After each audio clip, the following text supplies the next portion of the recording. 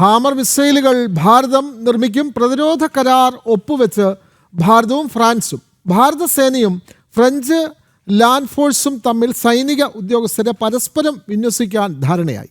ഇരു രാജ്യങ്ങളും തമ്മിലുള്ള പ്രതിരോധ സഹകരണ കരാർ 10 വർഷത്തേക്ക് കൂടി പുതുക്കുകയും ചെയ്തു. ബംഗളൂരുവിൽ നടന്ന 6ാമത് വാർഷിക പ്രതിരോധ ഉച്ചകോടിയിലാണ് ഭാരതവും ഫ്രാൻസും പ്രതിരോധ കരാറുകൾ ഒപ്പുവെച്ചത്. വിവരങ്ങളുമായി എസ് നന്ദഗോപൻ ചേരുന്നു. നന്ദഗോപൻ, ഭാരതവും ഫ്രാൻസും തമ്മിൽ സൈനിക തലത്തിലുള്ള കരാറുകൾ കൂടി ഒപ്പുവെച്ചിരിക്കുന്നു. 10 വർഷത്തേക്ക് കൂടി കരാർ പുതുക്കുകയാണ്. കൂടുതൽ വിവരങ്ങൾ നന്ദഗോപൻ.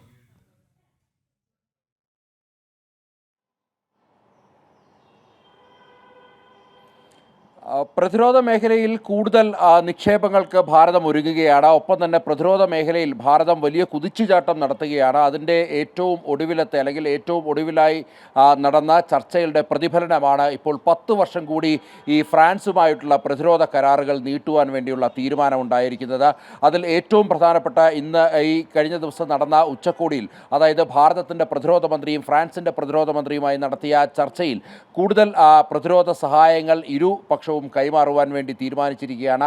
അതിൽ ഏറ്റവും പ്രധാനം ഹാമർ മിസൈലുകളുടെ നിർമ്മാണമാണ്. ഫ്രാൻസിലെ സാഫ്രൻ എന്ന് പറയുന്ന കമ്പനി നിർമ്മിക്കുന്ന ഹാമർ മിസൈലുകൾ അത് ഇരു രാജ്യങ്ങളും ചേർന്ന് ഭാരതത്തിൽ നിർമ്മിക്കുവാൻ വേണ്ടിയുള്ള ധാരണാപത്രത്തിൽ ഒപ്പുവെച്ചിരിക്കുകയാണ്. ഇരു രാജ്യങ്ങളും ഈ ഒപ്പുവെച്ചതിലൂടെ മേക്ക് ഇൻ ഇന്ത്യ പദ്ധതി വഴി രാജ്യത്ത് കൂടുതൽ തൊഴിലവസരങ്ങൾ, ഒപ്പം ഭാരതം തദ്ദേശീയമായി പ്രതിരോധ മേഖലയിൽ വലിയ കുതിച്ചുചാട്ടം നടത്തുവാൻ പോകുന്നു.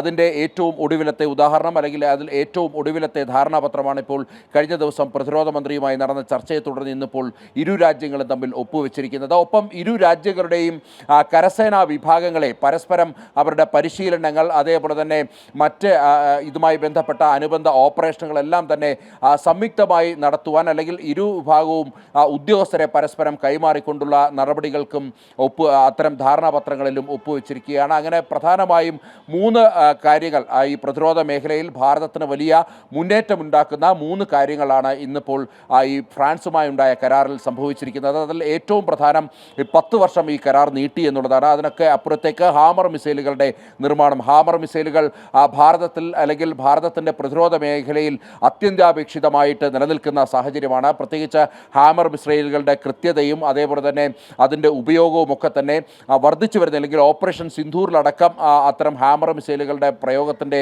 രീതികൾ കാണാമായിരുന്നു. അങ്ങനെ ഹാമർ മിസൈലുകൾ കൂടുതലായി ഭാരതത്തിൽ നിർമ്മിക്കുവാൻ വേണ്ടിയുള്ള തീരുമാനത്തിലേക്ക് ഇന്ത്യയും ഫ്രാൻസും തമ്മിൽ ധാരണയായിരിക്കുന്നു. വിനോദ്, അതെ, ഭാരതവും ഫ്രാൻസും തമ്മിൽ പ്രതിരോധ സഹകരണ മേഖലയിൽ ധാരണയായിരിക്കുന്നു. 10 വർഷത്തേക്ക് കൂടി കരാർ ദീർഘിപ്പിക്കുകയാണ്. വിവരങ്ങൾ നൽകുകയായിരുന്നു ഡൽഹിയിൽ നിന്നും നന്ദഗോപൻ.